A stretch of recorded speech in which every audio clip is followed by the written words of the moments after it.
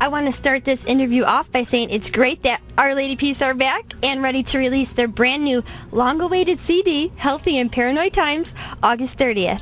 And not only are you releasing a new CD, you're also coming out with a DVD live. So what can your fans expect on August 30th? A lot of music, and the DVD is pretty cool. It's a little strange. It's from 2 years ago, so there's no new songs on it. But it was a pretty cool show that we taped in Western Canada. What else are we going to see on the DVD? It's basically our live show and some extra footage, some backstage footage, and it's about it. It's pretty much just a the CD. It's called a dual disc. So right. this actual CD comes with a bunch of like the making of this record. Interviews with Bob Rock, right? Yeah, Bob's talking. Interviews with the band. Interviews. Lots of different people. It's actually interesting. Mm-hmm. Yeah. Well, that's great. We'll be looking for it. And Healthy in Paranoid Times took several years to make. And so how is this album different from your last album, Gravity, which came out in 2002? I think it's, without sounding pretentious, I think it's a much more mature record for us. It's like we've always been clawing at something special, and this is the closest we've got. I think it's good for a band to grow and change, and that's definitely apparent, I think, from Gravity to this record. I think it's amazing you guys recorded 45 songs and then narrowed it down to 12, which was extremely frustrating. So why did you guys keep on going and never give up? Because we're foolish. We just kind of kept trying to outdo ourselves or make sure that everything was up to a certain level. Early on in the recordings, there was a few songs that kind of set the bar for us, and we kept trying to achieve that in terms of the emotional content, like what it did to us as music lovers when we listen back to that stuff.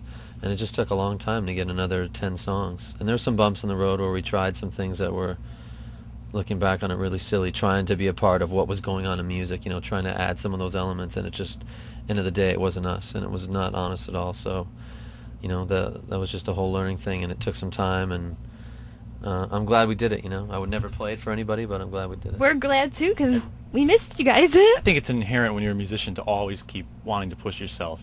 From the day you start, you're always pushing yourself to get better. So when you're making a record, it's the same thing that's in you. And usually there's people telling you to stop, though, like, okay, the money's running out or the time's running out. But we were lucky that we were kind of allowed to do what we wanted to on this record, so we really got a chance to stretch out and really zero in on what we wanted.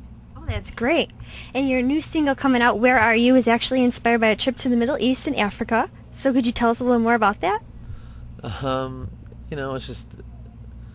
It's really taken a, kind of a snapshot of what's going on in the world right now. And, at some points you can feel it's quite dim. And when I came back from those places, just, it's very heavy. The culture shock for me was coming back to America, from places like that where they'll tell you the culture shock is landing in the middle of the desert in Darfur with people dying and starving around you. But you kind of, when you leave a place like that, you leave a piece of yourself there.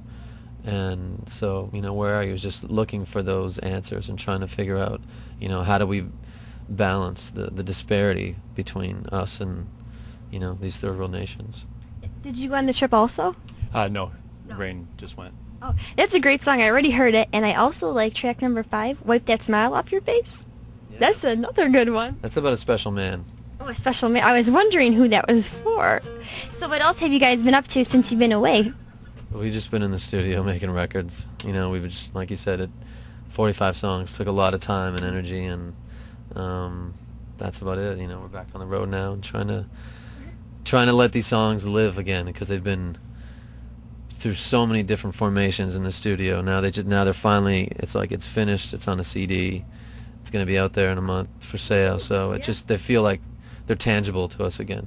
So did you miss anything else, from being away from the music spotlight? The spotlight, I could care less about. The music, we played a show in Toronto 2 nights ago, and the music is, to me, it's very engaging. It's really powerful, and I feel like a fan while I'm playing it, which is a really amazing feeling. So